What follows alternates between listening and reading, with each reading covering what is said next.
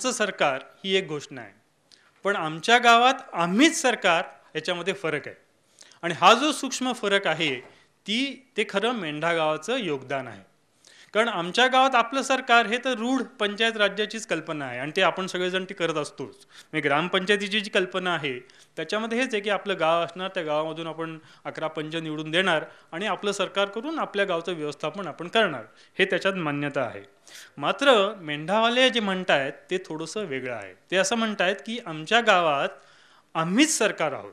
म्हणजे पंचायत जरी आम्ही निवडून दिली आणि पंच मंडळी जरी असली तरी खरं सरकार हे आम्ही सगळे मिळून जे लोक बनतो ते लोक हेच त्याच्यामध्ये त्यांनी म्हटलेलं आहे. त्यातलं पहिलं असं की सरकार जर असेल तर त्याच्यात काहीतरी निर्णय प्रक्रिया ही सामील असते. म्हणजे शेवटी सरकार म्हणजे काय, तर निर्णय जिथे घेतले जातात किंवा निर्णय घेण्याची जागा, पहिली गोष्ट. दुसरी गोष्ट की सरकार असेल तर मग त्याला काहीतरी नियम आणि कायदे त्याच्यामध्ये असतील. आणि तिसरी गोष्ट, जर ते तसं असेल तर मग ते त्याचं कार्यकारी रूप किंवा त्याचं अंमलात आणण्याची पण काही ना काही पद्धत तिथे असायला पाहिजे. आणि याला चौथी जोड आपण देऊ शकतो की जर समजा ते कल्याणकारी सरकार असेल तर मग विकास कामं काही करणं ही त्याला चौथी जोड आपण त्याला देता येतील.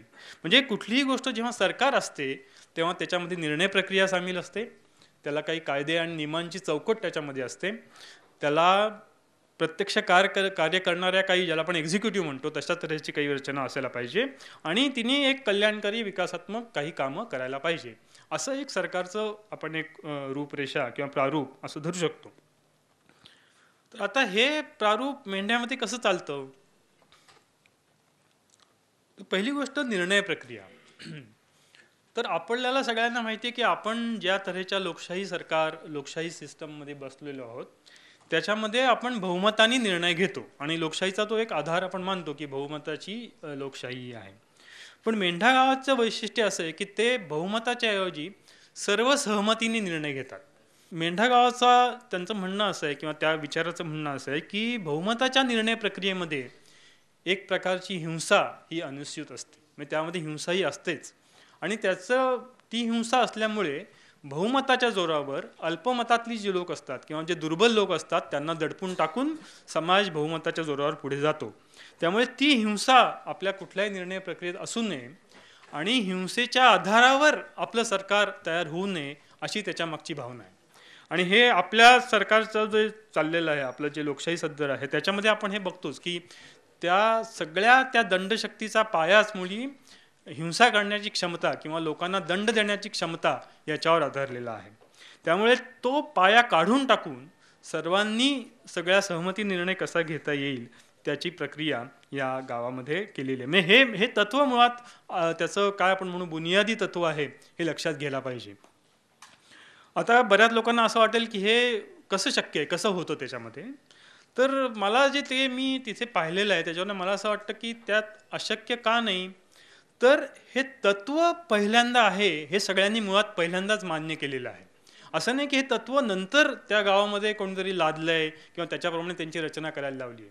तुम्ही मनाशी विचार करून बघा की जर आपण सगळ्यांनी मनात मानलं, म्हणजे आता आपण इथे बसलेले लोक आहोत, त्यांनी जर असं मनात मानलं की आपण सगळ्यांनी सर्व सहमतीने निर्णय घ्यायचा आणि कोणी एक जरी नाही म्हटलं तरी आपण थांबायचं, तर वरकरणी हे कठीण वाटतं. पण जेव्हा तुम्ही प्रत्यक्षात ते आणायला जाता त्यावेळेस असं लक्षात येतं की कुणालाच त्यामुळे म्हणजे जे दुर्बल असतील किंवा अल्पमतं असतील किंवा जे विरोधी असतील त्यांना त्याच्यामुळे एक विश्वास येतो की आपलं म्हणणं ऐकलं जाईल आणि आपलं म्हणणं ऐकल्याशिवाय हे लोक पुढे जाणार नाहीत.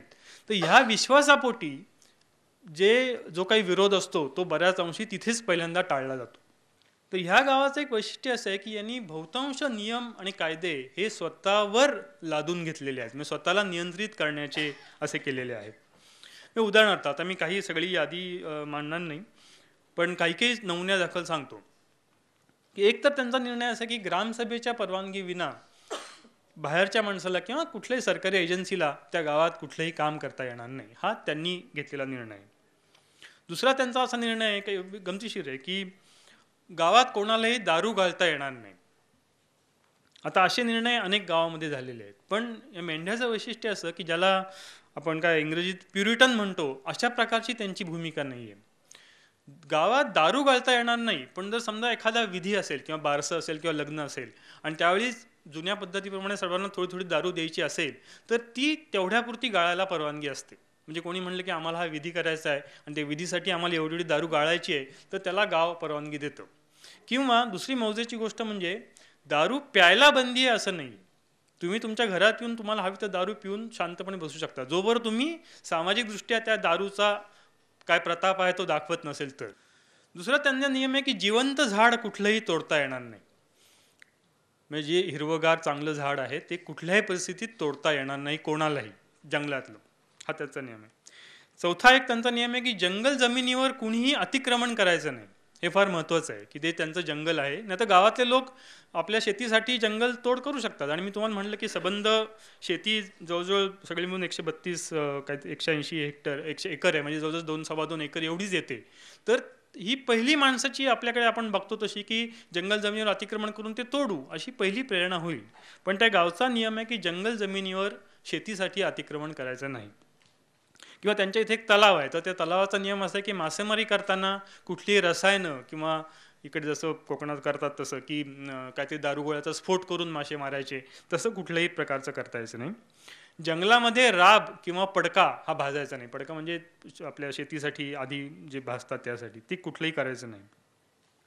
अजून एक महत्त्वाचा नियम असा आहे की कुठल्याही सरकारी कामासाठी लाच द्यायची नाही. हा नियम सगळ्यांना सहज वाटेल की हां हे बरोबरच आहे. पण त्याच्यात पुढे नियम असा आहे की जर लाच दिली किंवा द्यावी लागली तर त्याची पावती घ्यायची. म्हणजे तलाठ्याला किंवा कारकुनाला जर द्यावी लागली लाच तर द्यायची, पण त्याच्याकडनं त्याची पावती घ्यायची. आणि जर तशी पावती घेतली नाही आणि तशीच लाच दिली तर मात्र जितकी लाच दिली आहे तितकेच पैसे गाव फंडात त्यांनी जमा करायचे. म्हणजे लाच देणाऱ्यावर ते बंधन आहे की तू लाच देऊन काम करून घेतलंस तुझं अमुक अमुक, पण मग तू लाच दिली असेल तर पावती तरी दाखव. आणि गावासाठी जर काम केलं तर ती पावती गाव फंडात दाखवतात. म्हणजे गाव फंडाच्या हिशोबात घेतात की याला तलाठ्याला 500 रुपये लाच दिली. आणि आता तसं पावती कोणी दिलेली नाही आहे, परंतु नियम असा आहे की एकतर तुम्ही द्यायची नाही. आता तुम्ही म्हणाल की मग हे प्रत्यक्षात कसं जमतं, तर ते फार गमतीशीररित्या होत होते. म्हणजे उदाहरणार्थ एखादा माणूस जातो तालुक्याच्या गावाला आणि काहीतरी त्याचं काम असतं तर साहजिकपणे सरकारी माणूस लाच मागतो. तर हा ते सांगतो की मी काही लाच तुला देणार नाही, ते काम थांबतं. मग हा परत येतो. परत जाताना त्याच्याबरोबर 2 माणसं जातात आणि ती 2 माणसं त्याला ते सांगतात की आम्ही मेंढा गावातले आलेलो आहोत, आमचा असा नियम आहे की लाच द्यायचा नाही आणि त्यातून तुला लाच पाहिजे असेल तर तू पावती दे, आम्ही गावात देऊन ती दाखवेल. तर त्यालाही होत नाही, 2 माणसांनी काम होत नाही. मग 4 माणसं जातात आणि त्या 4 माणसांनी झालं नाही तर पूर्ण गाव जायची तयारी ठेवतो. मग तुम्ही कल्पना करा की कारकुनाच्या ऑफिसमध्ये जर पूर्ण गाव आलेलं आहे आणि ते म्हणते की हां सांग तू पावती दे, आम्ही पैसे देतो. तर अशा तऱ्हेचा जो दबाव त्यांनी तयार केलेला आहे त्यामुळे त्या गावातले लोक कुठल्याही तऱ्हेची लाच देत नाहीत. आणि आता अर्थातच त्यांचा दबदबा इतका आहे की त्यांच्याकडे कोणी लाच मागण्याची हिंमत करत नाही.